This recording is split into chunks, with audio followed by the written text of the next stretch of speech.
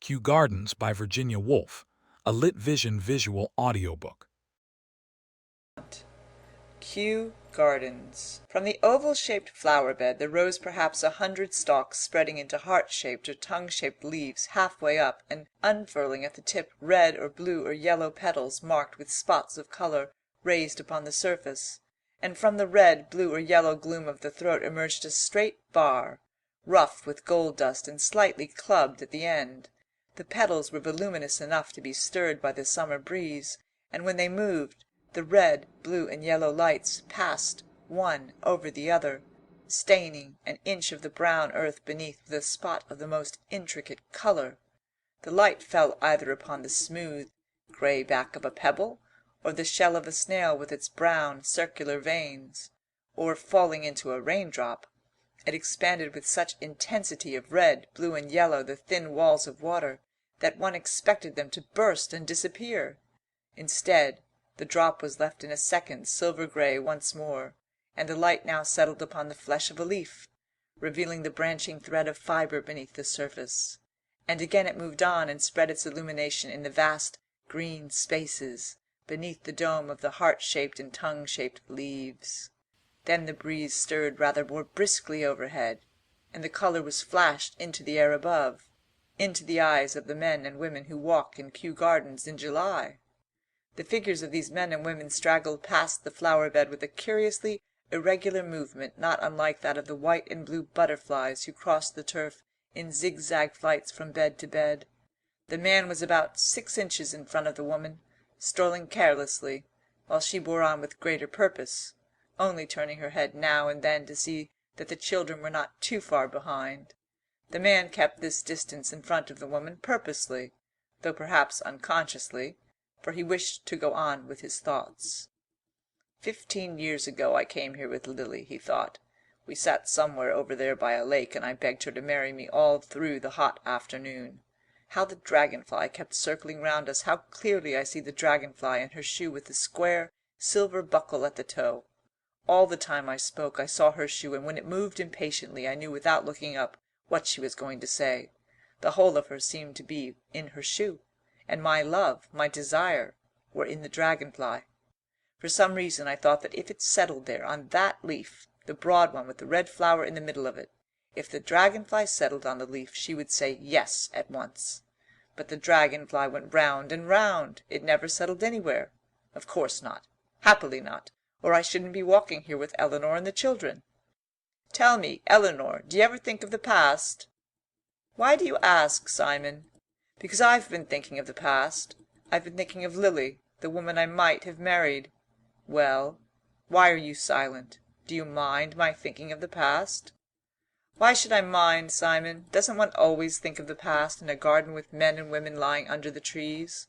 Aren't they one's past, all that remains of it, those men and women, those ghosts lying under the trees? One's happiness, one's reality? For me, a square silver shoe-buckle and a dragonfly. For me, a kiss. Imagine 6 little girls sitting before their easels 20 years ago down by the side of a lake, painting the water-lilies, the first red water-lilies I'd ever seen, and suddenly a kiss, there on the back of my neck. And my hand shook all the afternoon so that I couldn't paint. I took out my watch and marked the hour when I would allow myself to think of the kiss for 5 minutes only. It was so precious. The kiss of an old grey-haired woman with a wart on her nose, the mother of all my kisses all my life. Come, Caroline, come, Hubert. They walked on past the flower-bed, now walking 4 abreast, and soon diminished in size among the trees, and looked half transparent as the sunlight and shade swam over their backs in large, trembling, irregular patches. In the oval flower-bed the snail, whose shell had been stained red, blue, and yellow for the space of 2 minutes or so, now appeared to be moving very slightly in its shell, and next began to labour over the crumbs of loose earth which broke away and rolled down as it passed over them. It appeared to have a definite goal in front of it, differing in this respect from the singular high-stepping angular green insect who attempted to cross in front of it, and waited for a second with its antennae trembling as if in deliberation, and then stepped off as rapidly and strangely in the opposite direction. brown cliffs with deep green lakes in the hollows, flat blade-like trees that waved from root to tip, round boulders of grey stone, vast crumpled surfaces of a thin crackling texture, all these objects lay across the snail's progress between one stalk and another to his goal. Before he had decided whether to circumvent the arched tent of a dead leaf or to breast it, there came past the bed the feet of other human beings. This time they were both men. The younger of the two wore an expression of perhaps unnatural calm. He raised his eyes and fixed them very steadily in front of him while his companion spoke, and directly his companion had done speaking, he looked on the ground again, and sometimes opened his lips only after a long pause, and sometimes did not open them at all. The elder man had a curiously uneven and shaky method of walking, jerking his hand forward and throwing up his head, abruptly, rather in the manner of an impatient carriage horse tired of waiting outside a house. But in the man these gestures were irresolute and pointless. He talked almost incessantly. He smiled to himself and again began to talk, as if the smile had been an answer. He was talking about spirits, the spirits of the dead, who, according to him, were even now telling him all sorts of odd things about their experiences in heaven. Heaven was known to the ancients as Thessaly, William, and now, with this war, the spirit matter is rolling between the hills like thunder. He paused, seemed to listen, smiled, jerked his head and continued. You have a small electric battery and a piece of rubber to insulate the wire. Insulate? Well, we'll skip the details. No good going into details that wouldn't be understood. And in short, the little machine stands in any convenient position by the head of the bed, we will say, on a neat mahogany stand, all arrangements being properly fixed by workmen under my direction. The widow applies her ear and summons the spirit by sign, as agreed. Women, widows, women in black. Here he seemed to have caught sight of a woman's dress in the distance, which in the shade looked a purple-black. He took off his hat, placed his hand upon his heart, and hurried towards her, muttering and gesticulating feverishly. But William caught him by the sleeve and touched a flower with the tip of his walking-stick in order to divert the old man's attention. After looking at it for a moment in some confusion, the old man bent his ear to it and seemed to answer a voice speaking from it, for he began talking about the forests of Uruguay, which he had visited hundreds of years ago in company with the most beautiful young woman in Europe. He could be heard murmuring about forests of Uruguay blanketed with the wax petals of tropical roses, nightingales, sea beaches, mermaids, and women drowned at sea, as he suffered himself to be moved on by William, upon whose face the look of stoical patience grew slowly deeper and deeper. Following his steps so closely as to be slightly puzzled by his gestures came two elderly women of the lower middle class, one stout and ponderous, the other rosy-cheeked and nimble. Like most people of their station, they were frankly fascinated by any signs of eccentricity betokening a disordered brain, especially in the well-to-do, but they were too far off to be certain whether the gestures were merely eccentric or genuinely mad. After they had scrutinized the old man's back in silence for a moment, and given each other a queer, sly look, they went on energetically piecing together their very complicated dialogue. Nell, Bert, Lot, Cess, Phil, Pa, he says, I says, she says, I says, I says, I says. My Bert, Sis, Bill, Grandad, the old man, sugar, sugar, flour, kippers, greens, sugar, sugar, sugar. The ponderous woman looked through the pattern of falling words at the flowers standing cool, firm, and upright in the earth, with a curious expression. She saw them as a sleeper waking from a heavy sleep sees a brass candlestick reflecting the light in an unfamiliar way, and closes his eyes and opens them, and seeing the brass candlestick again, finally starts broad awake and stares at the candlestick with all his powers. So the heavy woman came to a standstill opposite the oval-shaped flower-bed, and ceased even to pretend to listen to what the other woman was saying. She stood there letting the words fall over her, swaying the top part of her body slowly backwards and forwards, looking at the flowers. Then she suggested that they should find a seat and have their tea. The snail had now considered every possible method of reaching his goal without going round the dead leaf or climbing over it, let alone the effort needed for climbing a leaf. He was doubtful whether the thin texture which vibrated with such an alarming crackle when touched even by the tip of his horns would bear his weight, and this determined him finally to creep beneath it, for there was a point where the leaf curved high enough from the ground to admit him. He had just inserted his head in the opening and was taking stock of the high brown roof and was getting used to the cool brown light when two other people came past outside on the turf.